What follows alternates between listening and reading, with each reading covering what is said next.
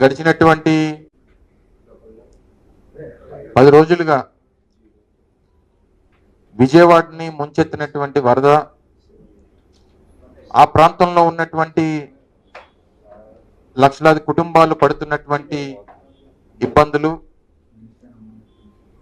అనేక మంది ప్రాణాలు కోల్పోయినటువంటి కుటుంబాలకు సంబంధించినటువంటి ఆర్తనాదాలు, ఇవన్నీ గడిచినటువంటి 10 రోజులుగా మనం రాష్ట్రంలో చూస్తూ ఉన్నాం. మొన్న వచ్చినటువంటి వరద తర్వాత అనేక ప్రాంతాల్లో పడుతున్నటువంటి వర్షాలు, దానివల్ల వస్తున్నటువంటి ఇబ్బందులు, ఇవన్నీ చూసిన తర్వాత అసలు ప్రభుత్వం ఏం చేస్తుంది, విజయవాడలో వచ్చినటువంటి వరదకు సంబంధించి వాళ్ళు వ్యవహరించినటువంటి తీరు చాలా బాధాకరం. దీన్ని తీవ్రంగా ప్రజలు వారు పడినటువంటి కష్టాన్ని, పడుతున్నటువంటి ఇబ్బందుల్ని ప్రపంచం ముందుకు తీసుకొస్తున్నటువంటి సందర్భంలో అసలు ప్రభుత్వం ఎంత నిర్లక్ష్యంగా వ్యవహరించింది అనేటువంటి దానికి ఇదంతా కూడా ఒక ఉదాహరణ అనేటువంటి విషయాన్ని కూడా ఈ సందర్భంగా తెలియజేస్తా ఉన్నా. వాస్తవానికి సహజంగా ప్రకృతి వైపరీత్యాలు వచ్చినప్పుడు, విపత్తులు వచ్చినప్పుడు ప్రభుత్వానికి ముందుగానే ఉన్నటువంటి సమాచారం, ఆ సమాచారం ద్వారా ప్రజల్ని రక్షించాల్సినటువంటి బాధ్యత ప్రభుత్వాల మీద ఉంటాయి. కానీ ఇది ప్రకృతి సృష్టించినటువంటి వైపరీత్యం కాదు, ఈ ప్రభుత్వం సృష్టించినటువంటి వైపరీత్యంగా వైఎస్ఆర్ కాంగ్రెస్ పార్టీ కానీ లేదా రాష్ట్రంలో ఉన్నటువంటి ప్రజలు కానీ భావిస్తూ ఉన్నారు. అందుకనే మొన్న గౌరవ మా పార్టీ అధ్యక్షులు వారు జగన్మోహన్ రెడ్డి గారు చెప్పడం జరిగింది, ఇది ఈ ప్రభుత్వం సృష్టించినటువంటి వైపరీత్యం, ప్రభుత్వానికి ముందే తెలిసి స్పందించాల్సినటువంటి తీరులో స్పందించకుండా ప్రజల్ని గాలి వదిలేసి ఈరోజు 45 మంది ప్రాణాలను బలిగొలినటువంటి ఈ కార్యక్రమాన్ని తీవ్రంగా ఈ ప్రభుత్వాన్ని ఖండించాల్సినటువంటి బాధ్యత ప్రతి ఒక్కరి మీద కూడా ఉంది. వారు చెప్పినటువంటి కొన్ని విషయాలు, ఎందుకంటే గడిచినటువంటి 10 రోజులుగా రాష్ట్ర ముఖ్యమంత్రి గారు రాత్రనక, పగలనక, మధ్యాహ్నం అనక సంబంధం లేకుండా అనేక పత్రికా సమావేశాలు పెడతా ఉన్నారు. ఏ ఒక్క సందర్భంలో కూడా వారు మాకు ముందే తెలిసినా మేము దీన్ని సరైనటువంటి రీతిలో ఎందుకు మీరు స్పందించలేదంటే దానికి సమాధానం చెప్పేటువంటి పరిస్థితుల్లో రాష్ట్ర ముఖ్యమంత్రి గారు లేరు. ఎందుకంటే ఇటువంటి సంఘటనలు వచ్చినప్పుడు ఆయన పబ్లిసిటీకి దీన్ని వాడుకోవాలనేటువంటి ప్రయత్నమే ఆయనలో ఎక్కువగా కనబడుతుంది తప్ప, ప్రజలకు ఏదన్నా కష్టం వస్తే ఆ కష్టం నుంచి వారిని ఎలాగా గట్టెక్కించాలనేటువంటి కనీస ఆలోచన చేసేటువంటి స్థితిలో ఈరోజు రాష్ట్ర ముఖ్యమంత్రి గారు లేరు. రోజులు గడుస్తూ ఉన్నటువంటి సందర్భంలో రోజుకు ఒక కొత్త విషయం బయటపడతా ఉంది.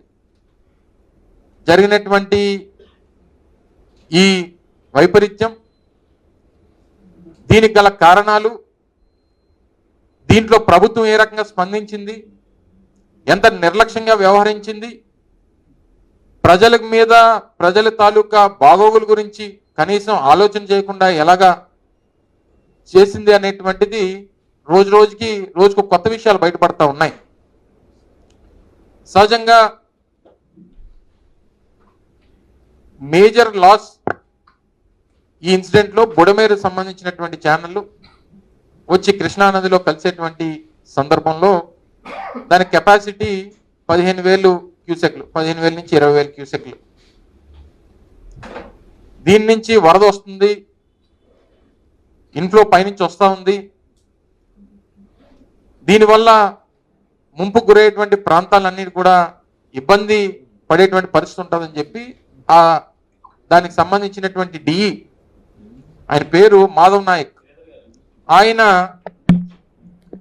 మేము 20 గంటల ముందుగానే ప్రభుత్వానికి, ప్రభుత్వంలో ఉన్నటువంటి సంబంధించినటువంటి డిపార్ట్మెంట్స్కి, స్థానికంగా మా రెవెన్యూ సిబ్బందికి అందరికీ కూడా మేము తెలియపరిచాం. అనేటువంటి మాట డిఈ గారు చెప్తా ఉన్నారు. 20 గంటల ముందు చెప్పినప్పటికీ మేము స్పందించలేదు అనేటువంటిది మరికొంతమంది అధికారులు చెప్తా ఉన్నారు. ఇంత నిర్లక్ష్యంగా ఒక ప్రభుత్వం వ్యవహరించడం బహుశా నాకు తెలిసి స్వతంత్రం వచ్చిన తర్వాత చరిత్రలో ఎప్పుడు లేదు. ఎందుకు ఈ స్థాయికి అంటే ఎంత నిర్లక్ష్యంగా ఎందుకు వ్యవహరించారు? ఎందుకు అంటే విజయవాడ ప్రాంతం కానీ లేదా అమరావతి ప్రాంతం కానీ చంద్రబాబు నాయుడు గారు అక్కడ ఉంటున్నారు కాబట్టి ఆ ప్రాంతం ములగదని చెప్పని అనుకున్నారా? లేదా గతంలో ఎప్పుడు ములగలేదనేటువంటి ఎప్పుడు ఆ ప్రాంతానికి నీరు రాలేదని చెప్పి ఎప్పుడన్నా ఊహించారా? ఇంత నిర్లక్ష్యంగా ఎలా వ్యవహరించారు అనేటువంటి దానికి ప్రజలకి డెఫినెట్ గా సమాధానం చెప్పాల్సినటువంటి బాధ్యత ఈ ప్రభుత్వం మీద ఉంది. ముఖ్యంగా మీకు ఒక అంటే ఈ ప్రభుత్వంలో ఉన్నటువంటి ప్రముఖ అధికారులు, రెవెన్యూకి సంబంధించినటువంటి ప్రిన్సిపల్ సెక్రటరీ కానీ లేదా దానికి సంబంధించినటువంటి ఇరిగేషన్ డిపార్ట్మెంట్కి సంబంధించినటువంటి డిఈ గారు కానీ లేదా సంబంధించినటువంటి ఆ జిల్లా కలెక్టర్ గారు కానీ చెప్పినటువంటి విషయాల్ని ఒకసారి మీకు వారు మాట్లాడినటువంటి మాటల్ని ప్లే చేసి వినిపిస్తాను. ఒకసారి మీరు అందరూ కూడా మీ ద్వారా ప్రజలు వారు ఏ మాటలు చెప్పారో వీరు ఏ రకంగా స్పందించారో అనేటువంటి దానికి ఈ ప్రభుత్వం ఏ రకంగా స్పందించినటువంటి దానికి ఒక ఉదాహరణ తెలుస్తుంది అనేటువంటి ఉద్దేశంతో మీ ముందుకి వారు మాట్లాడినటువంటి మాటలన్నింటినీ కూడా ఒకసారి మీ ముందు ప్లే చేస్తాను. ఒక రోజు ముందు దీంట్లో వస్తుంది అనేది మాకు తెలిసింది. అంటే అప్రమత్తం ఉన్నారు టు సమ్ ఎక్స్టెంట్. వాళ్ళకి మనము కొంతవరకు ఒక మన అడ్మినిస్ట్రేషన్ కి మాత్రం ఇది అప్రమత్తం చేయడం జరిగింది. కానీ ఇప్పుడు ఇష్యూ ఏమిటంటే మనం ఎంత 2 lakh కంటే ఎక్కువ ఫ్యామిలీస్ కోసం మాట్లాడుతున్నాం. నా అట్ ఎనీ రేట్ ఇవాక్యుయేషన్ చేయాలన్నా సపోజ్ మనకి ఇది తెలుస్తుంది అయితే ఇప్పుడు మోర్ దెన్ 24 hours బిఫోర్ మనం చెప్పలేము. ఇలాంటి సిచ్యువేషన్ లో ఇంత పెద్ద మొత్తంలో ప్రజల్ని తరలించడం ఎంతవరకు పాసిబుల్ అనేది కూడా మనం చూసుకోవాలి. వాటర్ వదిలిన తర్వాత ఇది సిటీలోకి వెళ్తుందన్న తర్వాత మెకానిజం అలర్ట్ చేశారా సార్? గవర్నమెంట్ చెప్పారా ఈ వాటర్ వస్తుందని చెప్పారు. ఇప్పుడు ఏ టైంలో అలర్ట్ చేశారు సార్? మేము శనివారమే మా ఈ గారు ఎస్సీ గారు కలెక్టర్ వాళ్ళకి అందరికి చెప్పాను. నేను కూడా ఎంఆర్ఓ వాళ్ళకి ఫోన్ చేసి చెప్పాను శనివారమే. ఇలా ఏ టైంలో చెప్పంటారు సార్? మేము శనివారం మా వాళ్ళు ముందే చెప్పారంట. మేము శనివారమే మధ్యాహ్నం మాకు ఇక్కడ పొద్దున శనివారం పొద్దున్న వరకు అసలు ఏం లేవు.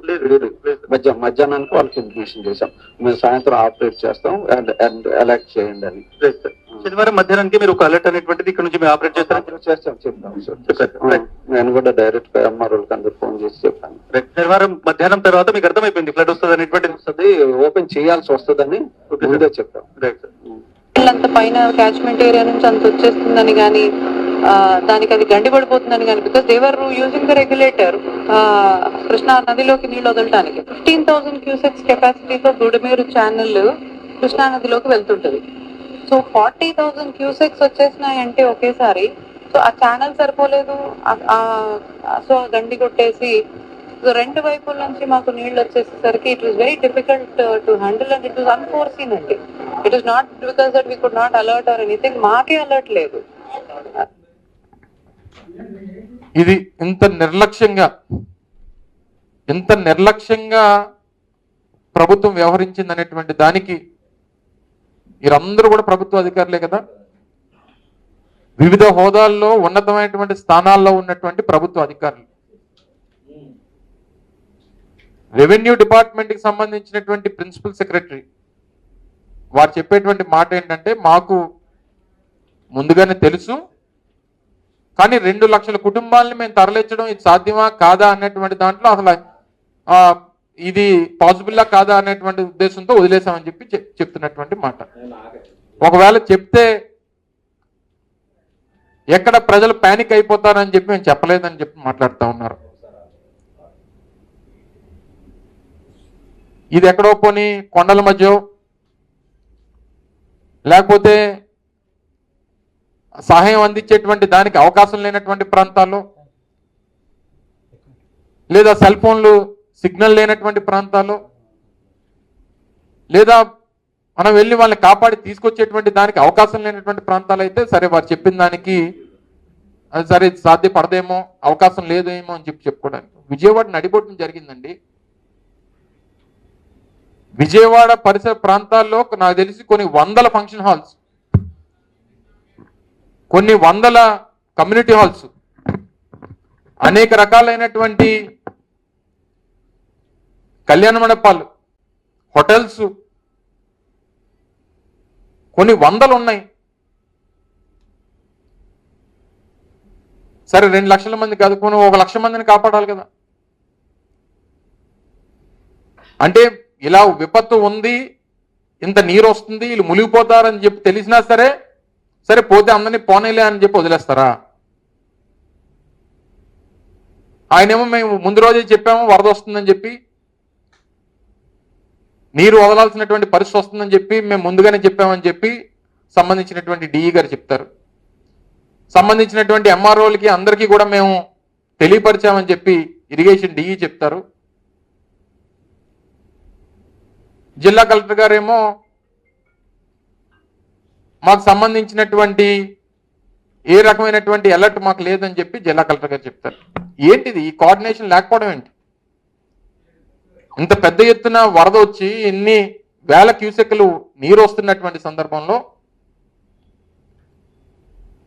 మీకు ముందుగానే తెలిసి కనీసం ప్రజల్ని రక్షించాల్సినటువంటి బాధ్యత మీకు లేకపోవడం అనేటువంటిది ఎంతవరకు సమంజసం?